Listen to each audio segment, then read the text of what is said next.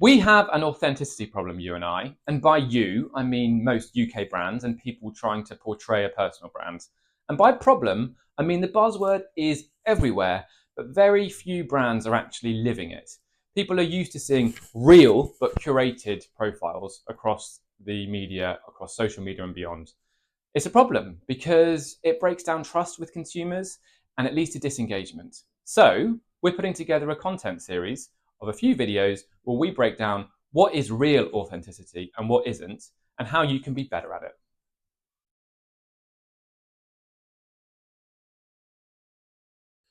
So, what is true authenticity and what is it not? Well, being authentic is about being intentional, consistent, and honest. By living your values consistently and actually showing that you do what you say you do, you're being authentic. Also, by admitting you don't know what and you have the answers or where you get something wrong, that is authenticity. What is it not? Well, it's not saying you've got a problem or you don't know something, but then conveniently coming up with an answer. It's not using authenticity as an excuse to be rude or to be nasty to other people. And it is certainly not putting forward a version of yourself which is fake and curated and people can tell. So, how can you be authentic? Well, tune in for the next video.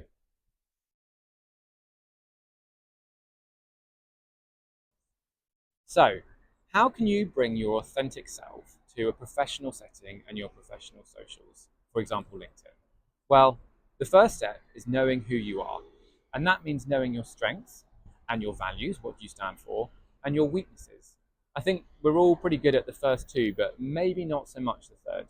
It's really important to understand who you are and who do you want to be authentically. Once you've got that, the next point is consistency. Bring your consistent, authentic self to meetings, to conversations, to your social profiles, to what you're talking about on stage when you're at events. And the third point is balancing professionalism and vulnerability. You don't always want to be struggling, but it's okay to have problems and have issues.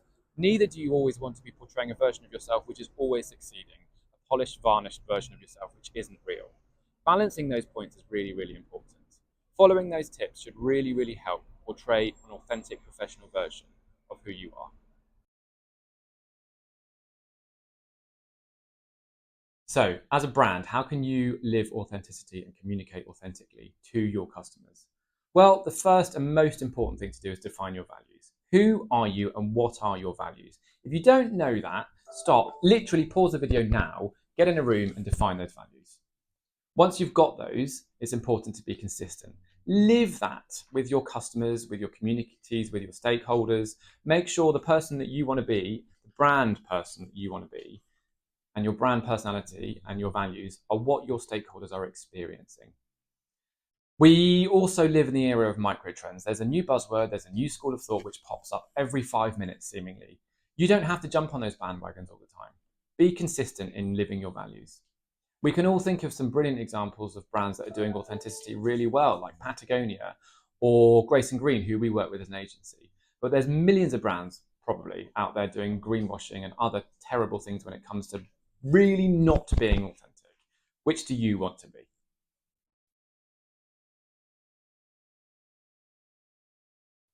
So now that we've covered what you should do when it comes to communicating authentically, here are some pitfalls to avoid.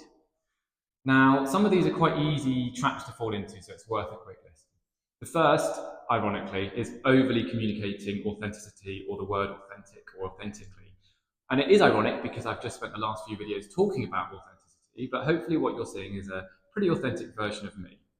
The second is jumping on trends and talking about something just because it's topical and then backing that up with a story which might not really be real. That's not authentic. That's producing content for the sake of content without having authenticity underpinning it. The third is performative vulnerability. That's where you pretend to be vulnerable or create a backstory about something that went wrong so that you can talk about how vulnerable you are, but it's not real. And another point to consider is making sure that you don't use authenticity as an excuse to be rude. So, lacking self awareness. It can be really offensive to use the term honesty as an excuse to be nasty to someone, either as a professional or as a brand. You need to be self aware when it comes to communicating. Hopefully, that helps you with some tips to avoid.